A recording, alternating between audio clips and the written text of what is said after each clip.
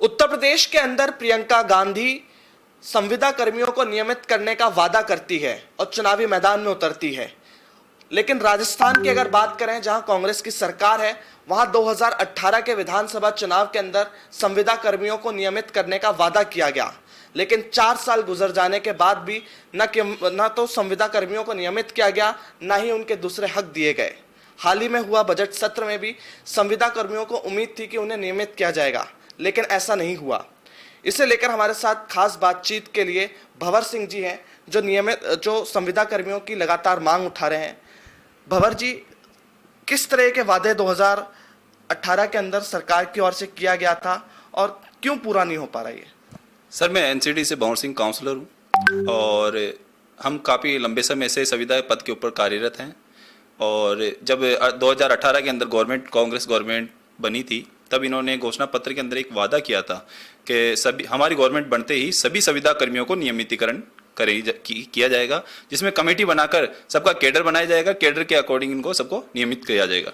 Sir, अभी तक वो कमेटी चल रहा है, न तो इन्होंने नियमितीकरण किया। हमारे यशस्वी मुख्यमंत्री श्रीमान अशोक गहलोत साहब से मेरा एक निवेदन है कि जो आपने वादा किया था, जो आपने सपने दिखाए थे, उस सपने पे आप खरे उतरें। और जैसे ही आपने पेंशन को चालू किया, वैसे हम भी हमारा एक सपना लेकर आपसे आस लगा के बैठे हुए हैं।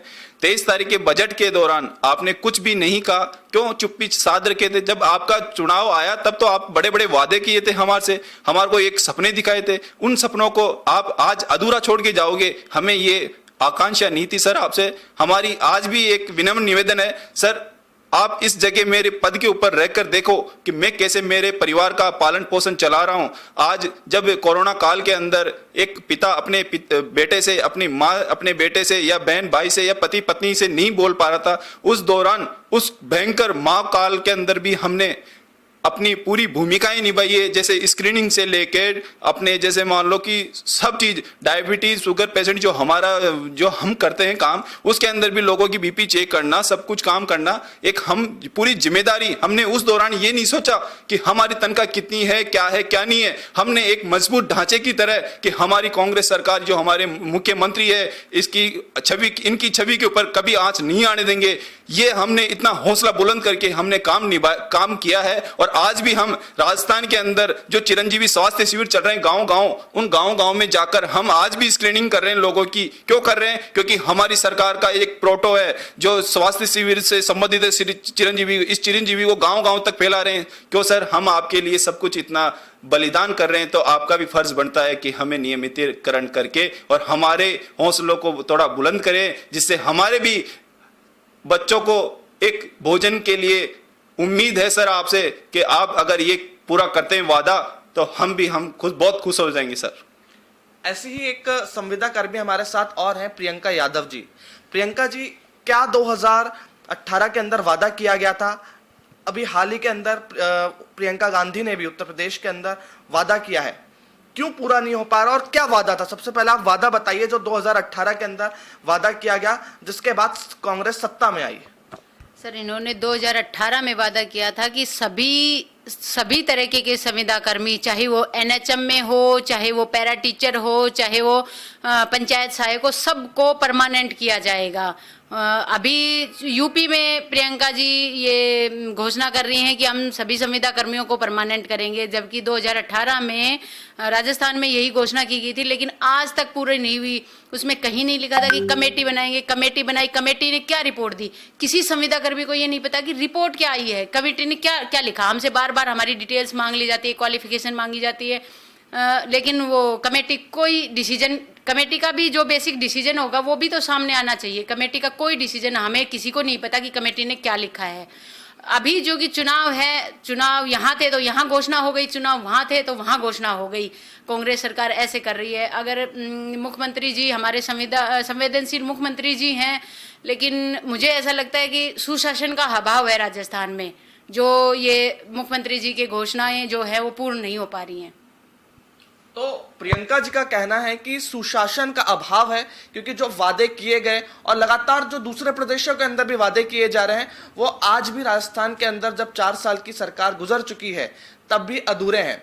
मैं आपसे जानना चाहूंगा, जो कमेटी बनाई गई है और उसके अलावा हाल ही के अंदर स्वास्थ्य मंत्री की ओर से भी कहा गया था कि इसको रेगुलर कर दिया जाएगा, अब कहाँ जाके बात अटकी हुई है? कमेटी कहाँ तक पहुंच पाई है और आगे क्यों नहीं बढ़ पा रही?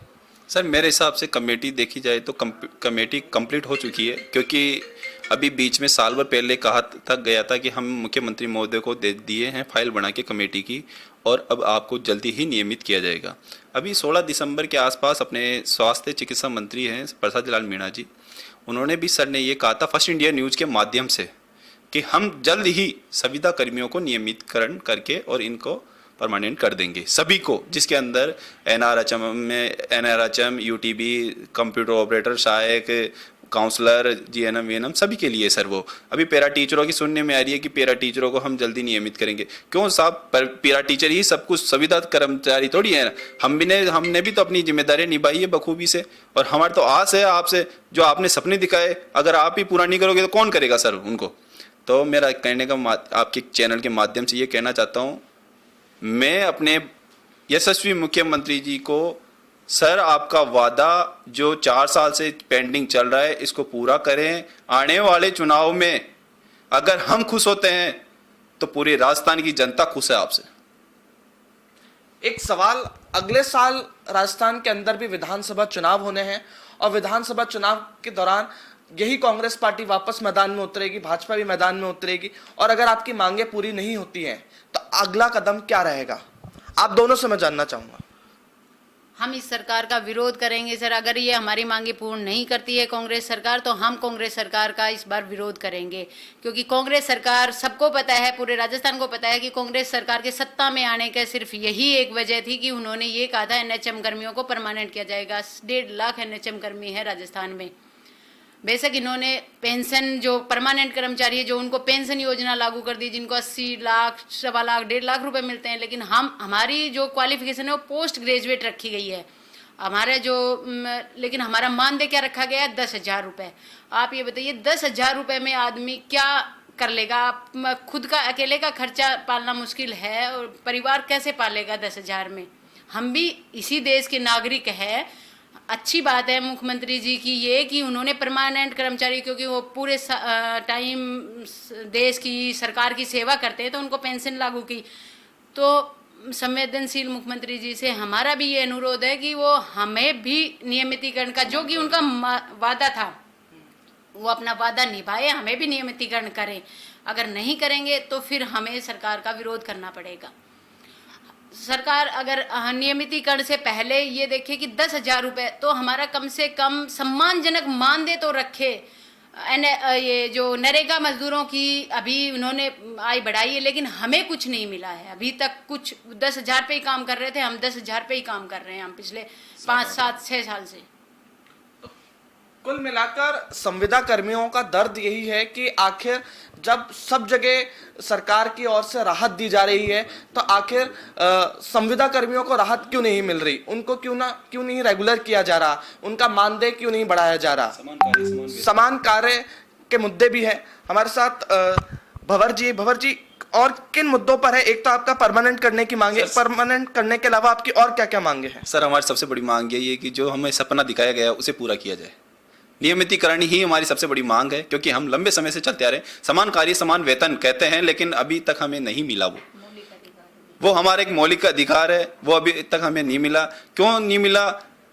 अगर ये जो मंत्री महोदय जो लग्जरी कारों में, जो ऐसी कंडीशनर ऑफिसों में बैठते हैं, ये हमारी जगह धरातल के ऊपर खड़े हो तो इनको पता चले कि क्या होता है 10,000 के अंदर।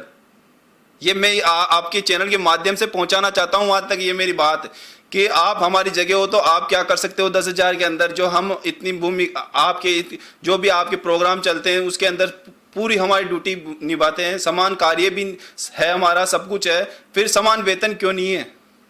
कुल मिलाकर कहना यही है कि जब कोरोना काल जैसे दौर के अंदर भी स्वास्थ्य से जुड़े संविदा कर्मी लगातार डटे रहे, लगातार काम करते रहे, ऐसे में भी उनको नियमित क्यों नहीं किया जा रहा? मैं अनीश शेखर, कैमरा पर्सन हेमंत शर्मा के साथ द फैक्ट इंडिया।